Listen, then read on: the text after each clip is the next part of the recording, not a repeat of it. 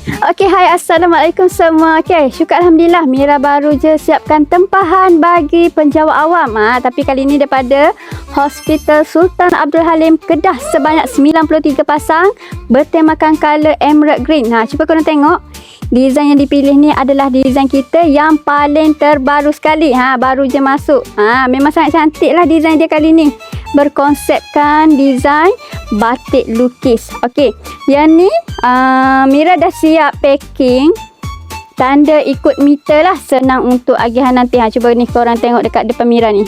Yang ni adalah material Royal Silk.